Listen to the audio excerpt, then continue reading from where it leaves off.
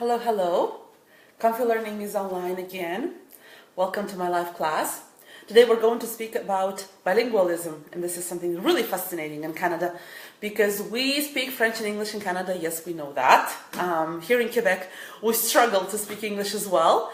I have a lot of students and a lot of people, they want to improve their English, and this is cool because we live in an international world in a small village. And if you want to do business, if you want to make a friend, if you want to get married, even you have to speak English. I mean, English is the lingua franca. If you want to do something outside of your comfort zone, you need to speak English. So here in Quebec, we do have this mission. All the English teachers in Quebec will have the mission of helping people improve their language. And then when people already speak good English, they sound pretty confident, they're okay, they have good vocabulary.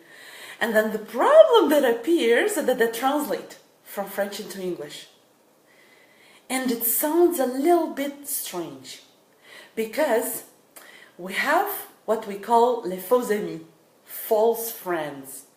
And our false friends, les faux-amis, c'est les mots qui sont le même mot en anglais et en français, avec une petite différence de prononciation. Donc, on va parler des mots. Aujourd'hui, on va parler des mots apprécier, appreciate, supporter, support, and actually, actuellement. So you see, it's almost the same word. C'est presque le même mot, c'est juste qu'on a la prononciation qui est différente. Donc, ce qui arrive, c'est que un francophone va prendre le mot actuellement et va l'utiliser de la même manière en anglais. Et la personne va dire, actually, I have 5 clients. In fact, he or she wants to say, currently, I have 5 clients. See what happens?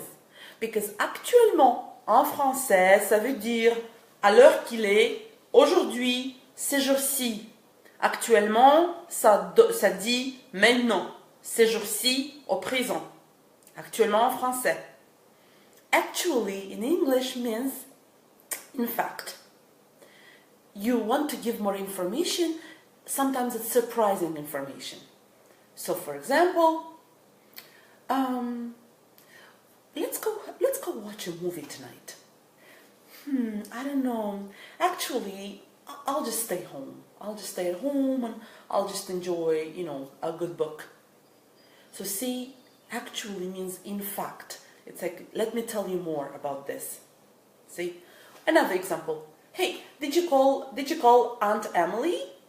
Well, actually, she's not our aunt, she's our cousin. You see, you want to give more information. That's actually in English. These days I have some students and they have a pretty good level of English and these words come up.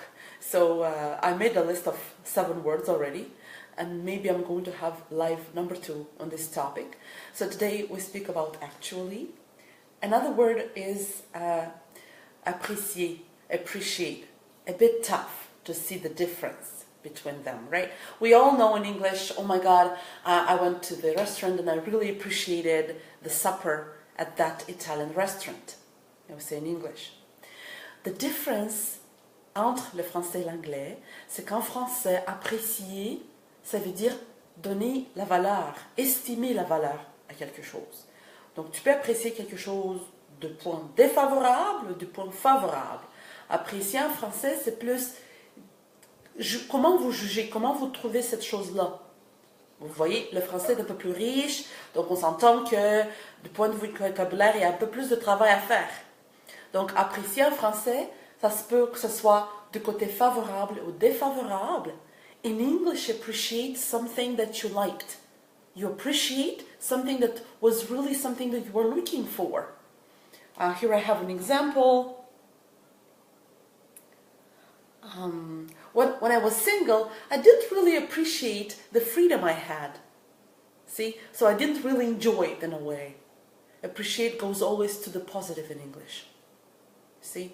Whereas en français, on va parler du côté bon et du côté mauvais, parce qu'apprécier c'est un peu plus riche, ça veut dire estimer la valeur.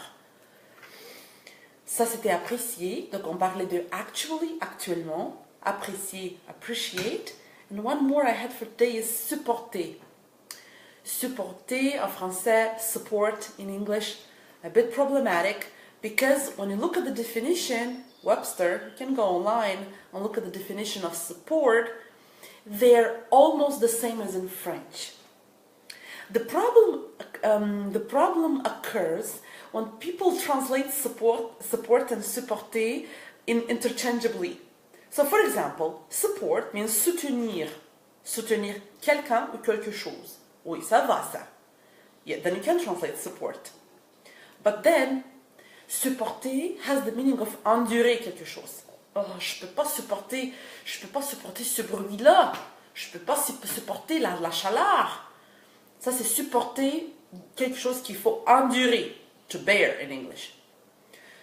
You cannot say in this case, I cannot support the heat. No. In this case, you're going to say, I can't stand this heat, or I can't take it anymore. Because the problem occurs when translation happens very fast, and then we somehow take the same meaning from French and we transfer it into English. So that's one, the faux-amis, it's an interesting thing. Sorry about that. So, just to sum up, today we spoke about les faux-amis. We call them anglicismes en français. So they're words from English that come into French. We call them anglicismes, and vice versa. When in English we have we have words from French, we call them gallicismes. So les faux-amis, or words that are actually mixing us up, it's something that I'm going to work more on, and I will probably have a second live on that too. I will probably have a series of lives on les faux-amis.